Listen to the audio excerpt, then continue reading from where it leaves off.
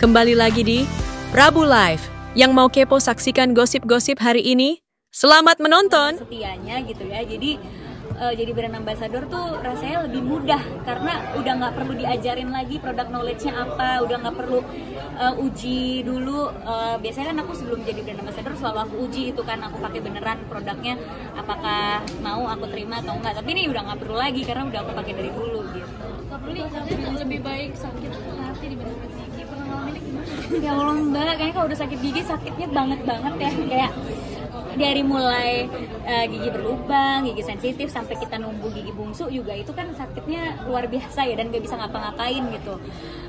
Ya aku ngerasain banget karena dari kecil tuh gigi aku selalu berlubang ya, mungkin karena zaman dulu tuh mama nggak pernah ngelarang aku makan permen, bukan tipe ibu yang ketat sama makanan, jadi aku nggak apa-apa makan manis-manis gitu. Terus berasa tuh dari giginya masih gigi susu sampai udah nunggu gigi beneran berlubang gitu, jadi ditambel sampai pernah ditambel lagi, terus di ini lagi.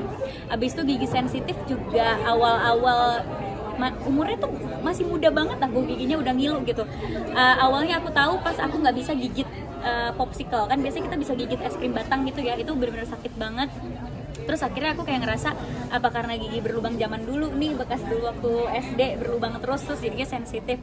Ternyata enggak, itu dua permasalahan yang berbeda gitu. Makanya selalu rutin ke dokter gigi 6 bulan sekali, terus juga pakai pasta gigi yang emang untuk gigi sensitif. Makanya karena ngerasain gitu, aku bilang ya kalau patah hati kita bisa healingnya sama makan kan, kita makan enak udah seneng.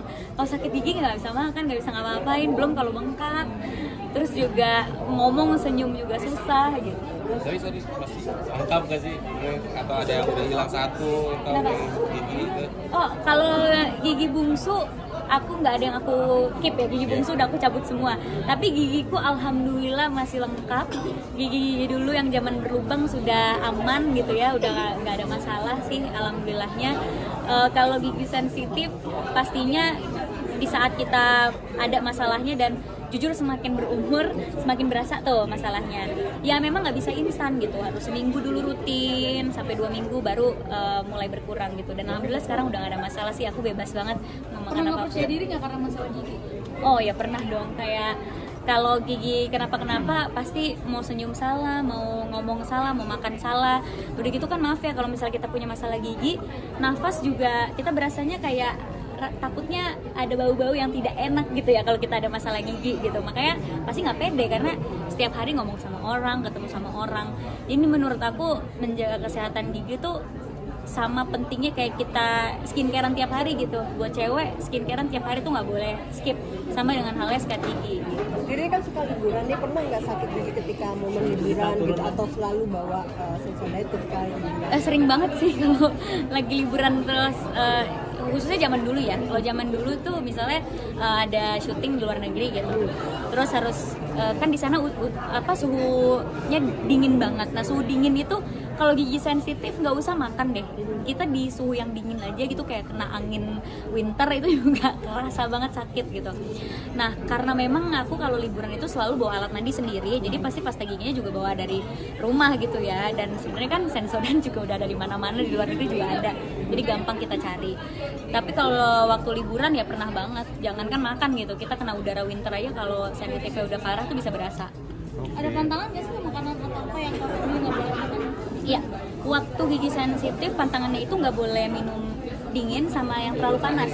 Karena kan sama kan, dia tuh sensasinya kalau yang terlalu panas juga sama, kalau yang dingin juga sama.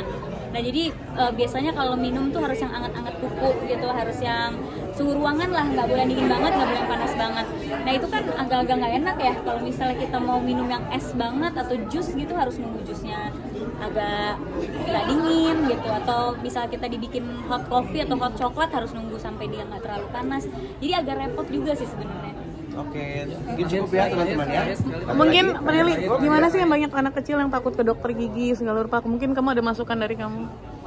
Sebenarnya wajar aja ya kalau anak-anak takut ke dokter gigi ya, karena kan dokter gigi tuh kayaknya serem. Aku juga dulu waktu SD tuh takut banget ke dokter gigi karena kita dibius tapi berasa ada suara-suara mesinnya itu gitu.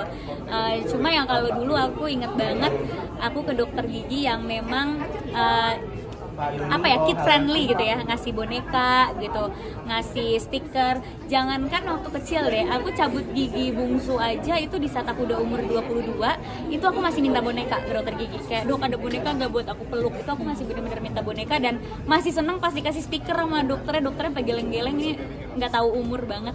Jadi ya mungkin harus cari dokter gigi yang kid friendly, yang ngomong sama anak kecilnya itu juga lembut, jadi anak kecilnya tuh nggak ngelihat dokter gigi serem. Oke, udah ya. Oke, Kita Bu. izin dulu ya.